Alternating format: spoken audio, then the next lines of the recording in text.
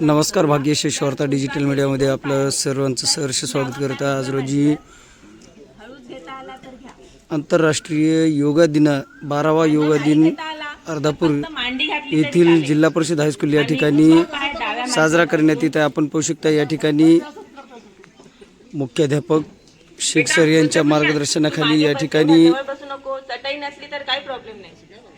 योग शिबिराचं आयोजन करण्यात आलेले। या योग शिबिराला भारतीय जनता पार्टीचे नांदेड उत्तर जिल्हाध्यक्ष किशोरजी देशमुख, ज्येष्ठ पत्रकार लक्ष्मीकांत मुळे, जेठन पाटील मुळे आणि पवार यांच्यासह विद्यार्थी मोठ्या संख्येमध्ये उपस्थित आहेत। वाईट गोष्टी निघून जातात आणि ऑक्सिजन आपल्या शरीरात नसानसामध्ये साचला जातो। बघा,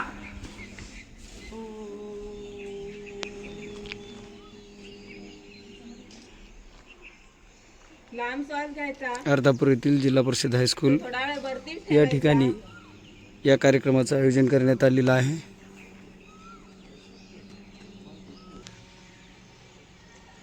आंतरराष्ट्रीय 12वा योगा दिन आपण पाहू शकता अर्धापूर येथील जिल्हा परिषद हायस्कूलमध्ये साजरा करण्यात येत आहे।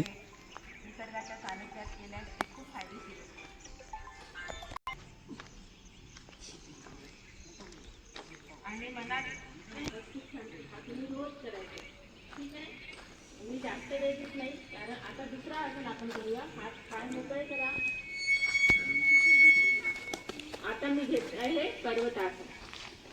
तुम्ही दोन्ही हात वरती कसे आकाशात वरती हात असे ताट ठेवा,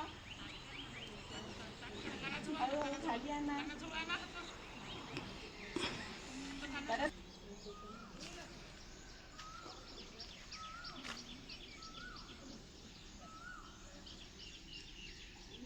योग दिनानिमित्त आयोजित योग शिबिराचे प्रमुख, या शालेय शिक्षण समितीचे अध्यक्ष आमचे मार्गदर्शक लक्ष्मीकांतजी मुळे सर, या शाळेचे मुख्याध्यापक माझे सहकारी राष्ट्रपती पदक विजेते शेख सर, भाजपचे पदाधिकारी माझे सहकारी जेठन पाटील मुळे, आदरणीय विठ्ठलजी काकडे, माझे मित्र सहकारी सकारामजी क्षीरसागर, संतोषजी पवार, सर्व प्राध्यापक, सर्व अध्यापक, आमचे शिक्षक सहकारी आणि बालमित्रांनो, आजचा योग दिन 177 पेक्षा जास्त देशामध्ये साजरा होत आहे।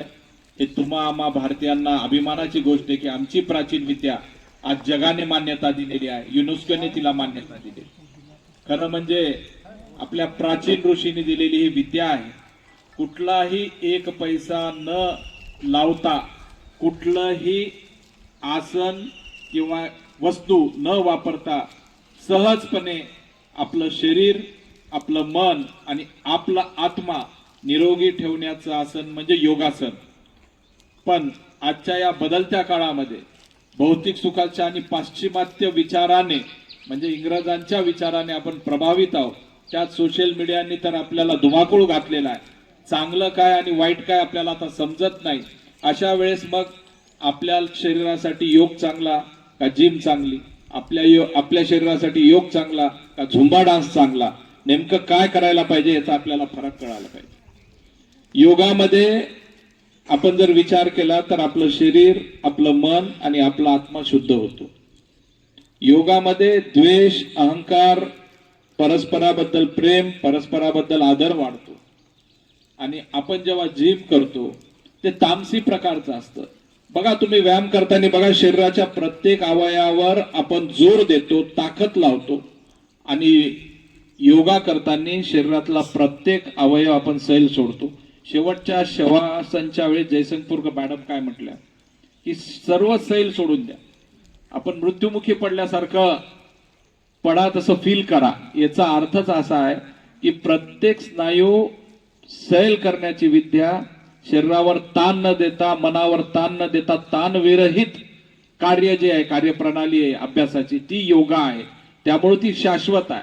योगा करून सोडून दिल्यानंतर तुमचं शरीर सैल बेडब होणार नाही। पण जिम केलात, तुम्ही कुठल्या डान्सच्या माध्यमातून कुठल्या एरोबिक्सच्या माध्यमातून व्यायाम केलात तर तुमच्या शरीराचं रूप बदलणार आहे, ते बेडप होणार आहे. म्हणून आपली प्राचीन विद्या किती चांगली किती शाश्वत आहे ही आपल्याला कळली पाहिजे. आणि साधारणपणे 2010 पर्यंत म्हणजे स्वातंत्र्यानंतर ही विद्या लोप पावत होती. अनेक योग गुरु रामदेव बाबापासून अनेक योग गुरूंनी या विद्येला भारतामध्ये पुनर्जीवन करण्याचा प्रयत्न केला. पण 2014ला या देशामध्ये नरेंद्र मोदी नावाचं वादळ आलं. ते देशाचे पंतप्रधान झाले आणि जे जे काय प्राचीन आहे, जे जे काय शाश्वत आहे, जे फक्त आम्हा भारतीयाला नाही तर जगाच्या कल्याणासाठी आहे, धर्म जात देशाच्या पलीकडे जाऊन जे शाश्वत विकास आहे तो सगळ्यात मानव जातीला मिळावा या उद्देशाने त्यांनी योगाची जगभर प्रसार केला. त्याला संयुक्त राष्ट्रांनी मान्यता दिली. 177 पेक्षा जास्त देशांनी मान्यता दिली. जी विद्या आम्ही आमच्या हाताने बुडवत होतो त्याला आज जगाने मान्यता दिली. असं नरेंद्र मोदींनी या योग कलेचा गौरव केला, योगासनाचा गौरव केला. मग आपण कुठे आहोत? आपण योग करतो का? माझ्यासहित अनेक जणांना आता शरीराच्या अनेक हालचाली मंदावत आहेत. तुमचं वय, विशेषतः मुलींचं वय अजून आहे, योग करण्याचं आहे, किशोर वयीन आहात तुम्ही. आता जर तुम्ही चांगला योगा केलात, रोज हा अभ्यास केलात, निश्चितपणे पुढचं तुमचं जे जीवन आहे, मग ते शैक्षणिक असू द्या, कौटुंबिक असू द्या किंवा माता म्हणून असू द्या, पिता म्हणून असू द्या, ते नक्कीच सुखी आणि चांगलं होईल. त्यामुळं हा अभ्यास करावा. मग हा योग अभ्यास शाळेमध्ये का सांगावा लागतो? एवढा चांगला आहे. मित्रांनो लक्षात ठेवा, आपल्या दरवाजामध्ये दूध दही विकणारा येतो ना? दूध घ्या, दही घ्या म्हणून येतो. तंबाखू विकत घ्या म्हणून कोणी येतं का? व्यसनाच्या वस्तू विकत घ्या म्हणून कोणी येतं का? वाईट वस्तू ह्या काही कुठेही न शिकवता माणूस स्वीकारतो, कारण ते माणसाचं मन तामसी असतं. पण चांगल्या गोष्टी वारंवार घरी आणून द्याव्या लागतात. म्हणून तुमचे शिक्षक, तुमची शाळा तुम्हाला योगासन शिकवते, योगाचा वर्ग, अभ्यास वर्ग घेते, स्वातंत्र्य दिनाचं महत्व सांगते, अनेक जयंत्या घेते. चांगला संस्कार हा जाऊन वारंवार शिकवावा लागतो आणि ते सर्व आमचे जिल्हा परिषदचा स्टाफ करतो. या शाळेचं काम अतिशय चांगलं आहे. जिल्हा परिषद मध्ये अतिशय शेवटच्या घटकातले तुम्ही शिकायला येता. पण तुम्ही जर यांचा जिल्हा परिषदचा ट्रॅक रेकॉर्ड मागचं जर पाहिलात तर इंग्रजी शाळेच्या मुलापेक्षा आपला विद्यार्थी जगातील सगळ्या क्षेत्रात पुढे आहे. मग तुम्ही IAS स्पर्धा परीक्षा बघा, आपण शासकीय नोकऱ्या बघा, व्यवसायात बघा, नागरिक म्हणून जगामध्ये वावरताना बघा, सर्वांगीण विकास झालेला विद्यार्थी जिल्हा परिषद शाळेत असतो. कारण त्यांचे शिक्षक अतिशय प्रगल्भ असतात आणि उच्च शिक्षित असतात, वारंवार त्यांना ट्रेनिंग होतं.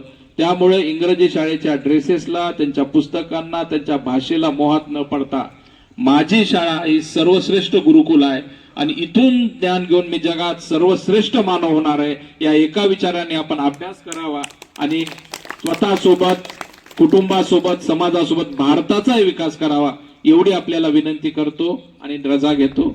जय योग. मी सदैव आभार नेहमीच आभार असतात देशमुख साहेबांचं. त्यांनी या शाळेला काय पितृत्वाची छाया दिलेली आहे.